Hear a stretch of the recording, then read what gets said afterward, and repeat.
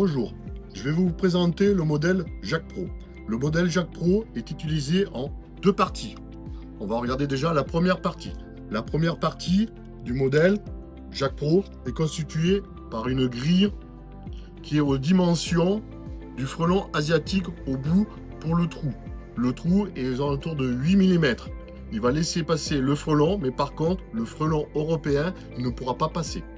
Sur les côtés, on a pas mal de petits trous qui vont permettre à tous les autres animaux de pouvoir sortir, aussi bien les abeilles que les mouches ou moustiques.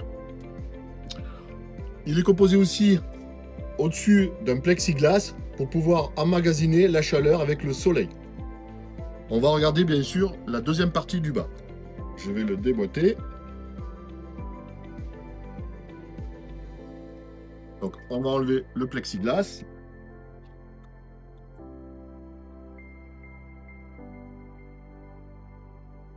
Donc on voit bien les deux modèles Jacques Pro qui sont face à face avec un certain écartement pour que puissent les frelons rentrer de chaque côté et l'odeur par contre puisse passer de chaque côté.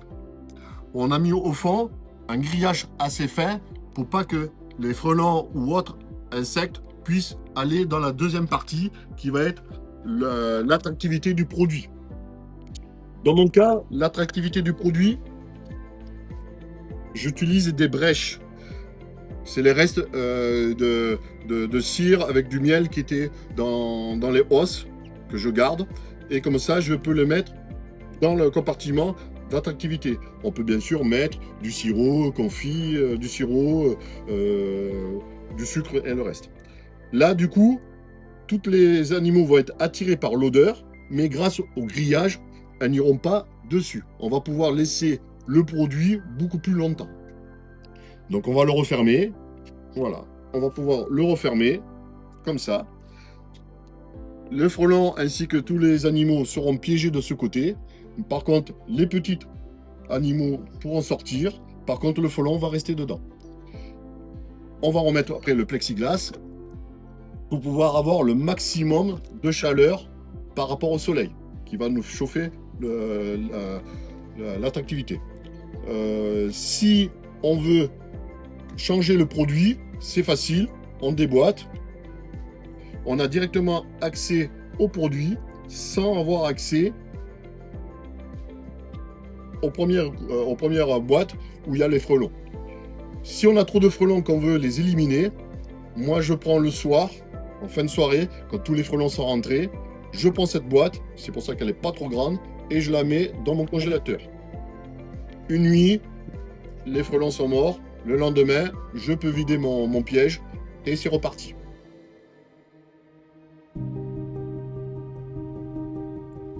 Je vais vous présenter un autre piège.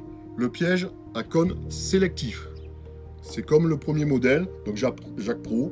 Il est sélectif, parce qu'il va laisser passer les frelons à l'intérieur, sauf le frelon européen, et possibilité aux autres insectes de sortir.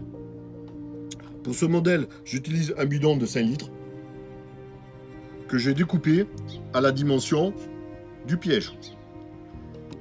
Dans ce piège, je vais mettre le produit attractif et pour pas que les autres animaux puissent rentrer et être en contact avec le liquide, j'incorpore ce fameux grillage qui va empêcher les petites bêtes de moisir et de pourrir et surtout aux frelons de se noyer.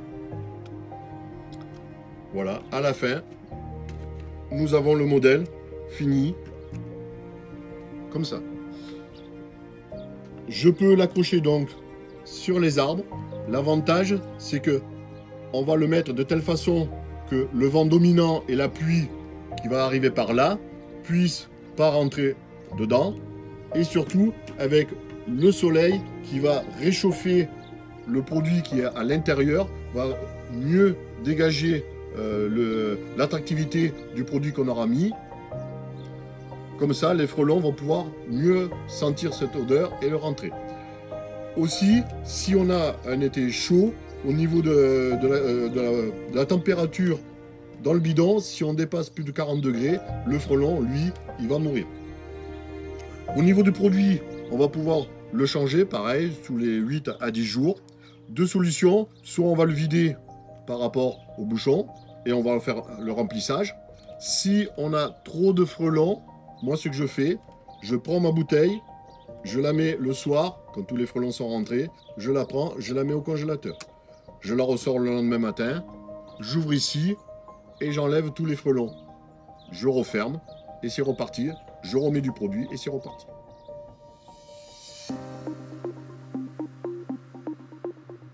Nous allons finir par le modèle Tap Trap.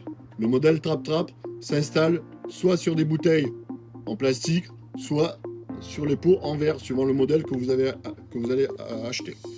Ce modèle est moins sélectif que les autres modèles que nous avons vus, mais on peut le rendre plus sélectif en perçant de chaque côté des petits trous de 5-6 mm pour pouvoir laisser passer les mouches ainsi que les abeilles.